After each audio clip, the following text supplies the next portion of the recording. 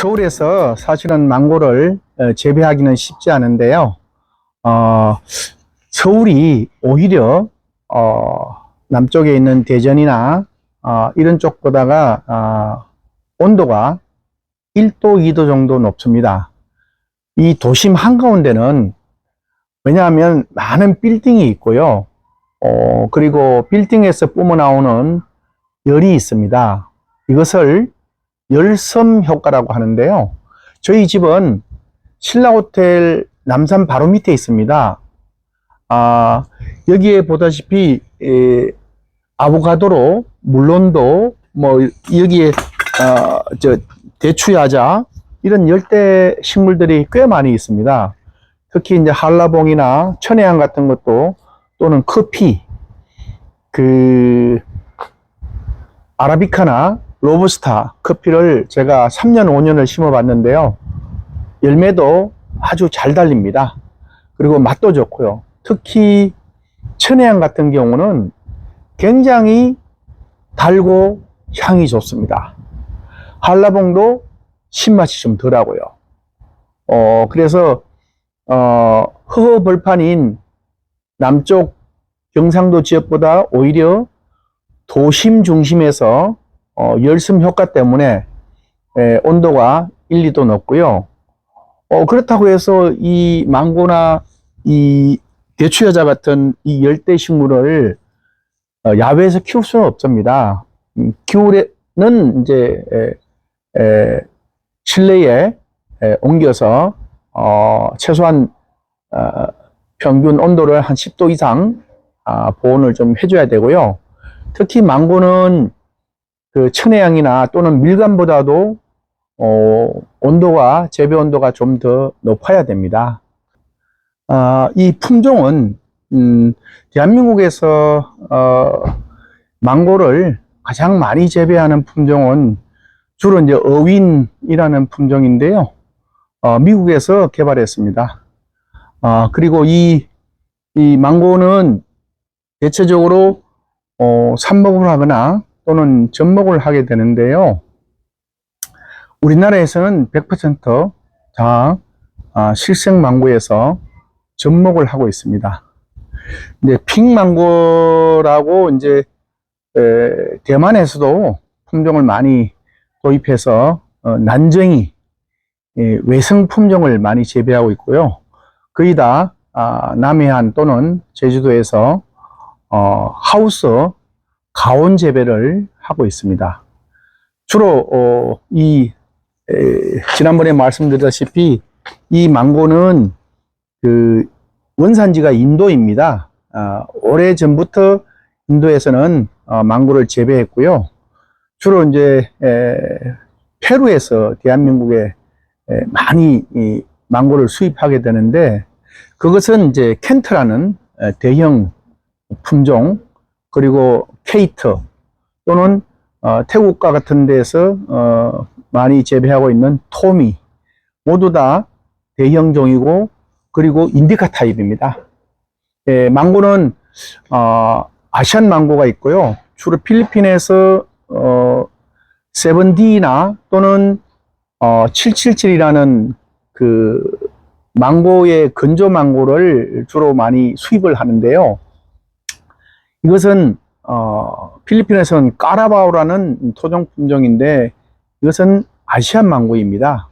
이 왼쪽의 것은요, 아보가도입니다. 아까 말씀을 소개를 해드렸는데요. 이 아보가도는 제가 한상박비를 한 이유가 있습니다.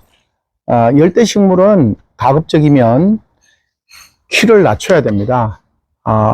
외화 재배를 해야 그 가온 효과도 높고요.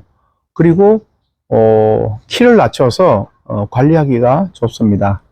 그래서 저는 이 아보가도는 키를 2m 이하로 키울 계획이고요.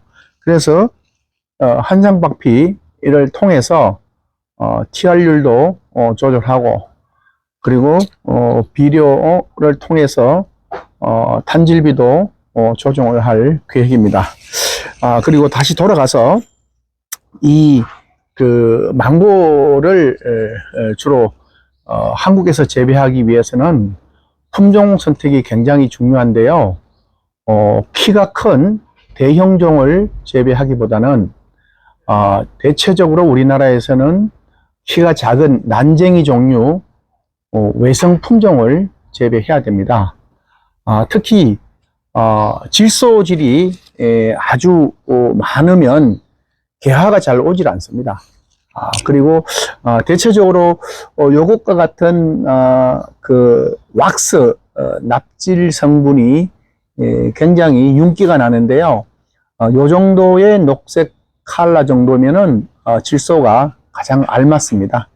알맞고요.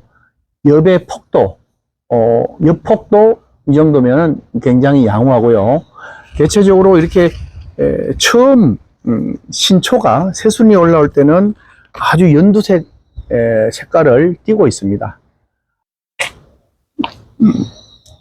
이렇게 새순이 올라오면은 아주 연한 색깔의 잎이 나서 점차적으로 한 달 정도 지나면 이렇게 진한 망고 잎이 되는데요. 대체적으로 건강한 잎은 그 왁스 납질 성분이 이렇게 윤기가 아주 잘 나게 됩니다. 물론 이 신초 잎도 한 달 정도가 지나면 이렇게 아랫잎과 같이 아주 진한 윤기가 나는 그런 잎이 되겠습니다. 우리나라에서는 겨울이 있습니다. 그래서 겨울 기간에는 휴면이 되는데요. 열대지방에서의 망고, 특히 이 망고의 휴면 기전은 건기와 우기에 있습니다. 온대지방의 과일은 주로 저온에 대해서 일정한 기간 저온을 거치면 휴면이 타파되고요. 거기서 이제 화분화가 됩니다. 당연히 열대지방에는 겨울이었기 때문에 우기와 건기 때 가뭄 현상으로 인해서 휴면 타파가 되고요. 그리고 화분화가 됩니다. 그런데 이 망고는 이제 우리 대한민국에서 재배하기 때문에 절대적인 한발 가뭄의 영향으로 휴면 타파가 되는 것이 아니고 저온에 의해서 휴면 타파가 됩니다. 따라서 겨울을 지나게 되면 자동적으로 휴면 타파가 되고요. 그리고 화분화도 됩니다. 그래서 보통 서울의 경우에는 4월 하순경에 그때 이제 보리가 피게 되는데요. 그때 야외로 옮겨서 재배가 가능하고요. 물론 새싹이 나면서 이때 질소질 비료를 많이 주게 되면 화분화가 잘 안 됩니다. 그래서 최소한의 비료를 질소질 비료를 주고요. 주로 이제 인산이나 가리 위주 그리고 미량 요소를 주게 되는데요. 특별한 경우가 없으면은 보통 접목한 지 2년, 심은 지부터 3년부터는 화분화가 되고요. 개화 결실을 하게 됩니다. 이처럼 보통 망고가 이렇게 빨갛게 익게 되면요, 아주 빨갛게 익으면 수확기가 되는데요. 이게 원산지에서는 약 개당 무게가 500g 이상 되는데요. 한국에서는 뭐 300에서 약 한 500g 정도, 대형과는 그 정도 무게가 나가겠습니다. 그 결과모지는요, 2년, 3년생에서 전지전정을 하면 되겠고, 질소 비료를 과하게 해서 과번무가 되거나 또는 이렇게 신초가 몇 개까지 많이 올라오면 개화 결실에 지장이 있습니다. 만약에 어떤 사유로 인해서 도장이 됐다고 하면은 당연히 화분화가 잘 안 됩니다. 그럴 때는 이 밑부분에 이제 박피를 넣어서 CN율 탄소와 질소 비율이라고 합니다. 탄소 도화 물질이 뿌리로 내려가지 않게끔 박피를 넣어서 괴화 결실을 촉진, 유도할 수 있습니다. 병충해는 특별히 이 서울에서는 발생된 것을 보지를 못했고요. 대체적으로 병충해가 발생하는 것은 과밀식 할 때, 그때 병충해가 많이 옵니다. 재배를 할 때에도 저희는 아프리카 농장에서는 보통 7m 간격으로 식재를 했기 때문에 거의 병충해를 저희들이 특별히 신경을 쓰지 않았고요. 다만 그 망고파리 벌레가 좀 심했습니다. 그래서 주로 예방 살충이나 호르몬제로 유인해서 망고파리를 구제했는데요. 한국에서는 망고파리가 그렇게 기승을 부리지는 않습니다. 그래서 취미로 한두 개 재배하는 이런 분들은 병충해에 대해서 크게 신경을 쓰지 않으셔도 될 것 같고요. 비료는 지속성 퇴비 위주로 주게 되면 특별하게 웃비료를 주실 필요는 없을 것 같습니다. 그리고 망고는 어릴 때 너무 많이 달게 되면은 자기 체급에 비해서 과일을 많이 달게 되면 몸살을 하거나 또는 해거리를 하게 되기 때문에 가능한 한 너무 어릴 때는 욕심을 내서 망고 열매를 달지 마시고 접목 후 빠르면 2년 또는 3년부터 달아도 되는데 경험이 많이 있으신 분들은 2년째부터도 달아도 문제가 없겠습니다.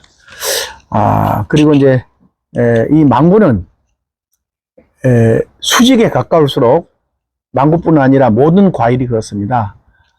수직에 강할수록 정화 우세성이라고 그래서요. 위로 크는 동시에 영양 생장을 하게 됩니다. 그리고 이렇게 90도로 수평에 가까울수록 생식 생장을 하게 됩니다. 즉 다시 말하면 생식 생장이라 하면 열매를 다는 것입니다. 그래서 수직에 가까울수록 영양 생장을 하고요. 즉 과일이 안 달린다는 거죠. 그리고 수평에 가까울수록 영양 생장을 생식 생장을 통해서 과일을 많이 달 수가 있습니다.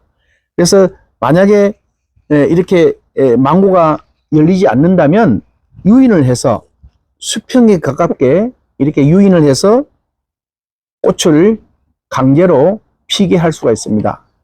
그래서 이렇게 수평에 가깝도록 유인을 하게 되면은 키도 난쟁이처럼 외화로 키울 수가 있고요. 그리고 꽃도 많이 피게 되어서 열매를 많이 맺게 됩니다. 그래서 이 줄로 노끈으로 이렇게 묶어서 유인을 하거나 아니면 묵은 돌멩이 같은 걸 달아서 이렇게 묶어 놓으면 자동으로 키가 수평적으로 가깝게 되면서 휴면 타파뿐 아니라 개화 결실을 많이 하게 됩니다. 재차 말씀을 드리지만은 욕심이 나서 너무 질소질 비료를 많이 주게 되면 키가 이렇게 굉장히 잘 큽니다. 굉장히 잘 커서 나무는 크게 키울 수 있는데요. 열매를 많이 달지 않습니다. 이 과일이 달리는 과수목은 저희들이 목적이 관상도 되겠지만 열매를 다는 것입니다. 물론 커피도 마찬가지고요. 그리고 밀감류, 천혜향이나 뭐 이런 그 한라봉 같은 이런 과일도 식물 생리가 똑같습니다. 그래서 비료를 특히 유래아, 질소를 많이 주게 되면 요소를 많이 주면은 키는 짧은 시간 내에 굉장히 속성적으로 잘 크는데요. 그렇게 되면 열매를 달 수가 없습니다. 어떤 이유로 인해서 키가 너무 커서 그걸 도장지라고 그럽니다. 도장이 되면 이렇게 잘라내지 마시고요. 물론 이제 너무 과분무하면 소금 전쟁이라고 그래서 중간에 이런 몇 가지를 솎아낼 수는 있습니다. 그리고 나머지는 이렇게 물리적으로 유인을 해서 열매를 많이 다시기 바랍니다. 이상 그동안에 저는 아마존이나 또는 아시아에 있는 미얀마, 인도네시아 이런 아시아 국가, 그리고 아프리카에 있는 탄자니아에 있는 세렝게티, 그리고 루안다, 키갈리 인근, 그리고 우간다 북부 중서부 쪽에 나카송골라라는 지역에서 약 330만 평의 대규모 열대 농장을 하면서 약 10여 년 이상 열대 과일만 전문적으로 재배를 하면서 많은 경험과 그리고 현지인들과 함께 더불어서 땀을 같이 흘리고 일을 같이 하면서 경험을 우리 한국에 있는 이 시청자 여러분께도 같이 나누고자 합니다. 저희 삶의 목표는 share and respect입니다. 나누고 여러분들과 섬기고 싶습니다. 언제든지 이게 두바이에서 가져온 대추야자, 대추야자도 굉장히 달고 맛있습니다.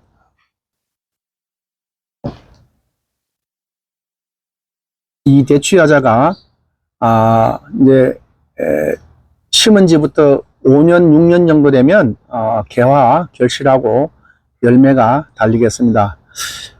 이것은 실제로 대추와 닮았는데요. 굉장히 달고 맛있습니다. 거의 뭐 설탕을 넣은 것처럼 달고 맛있는데요. 이런 그 망고뿐 아니라 대추야자 등 열대 과일을 취미로 재배하고 가꾸고 있는 여러분들 언제든지 궁금한 점을 질문 주시면 제가 실시간으로 답변해 드리겠습니다. 그리고 이 아보가도로도 아마 내년쯤에는 개화가 되지 않을까 그렇게 예상하고 있습니다. 그리고 이제 치자꽃 이런 것은 열매는 아니지만 향기가 아주 좋습니다. 그 외에 수국이라든지 뭐 이런 쪽도 많이 삽목을 해서 여러분들과 같이 나눔을 하고 있습니다. 여러분 시청해 주셔서 대단히 감사합니다. 오늘은 열대 식물 망고 어윈 품종에 대해서 여러분과 같이 공부해 봤습니다. 감사합니다.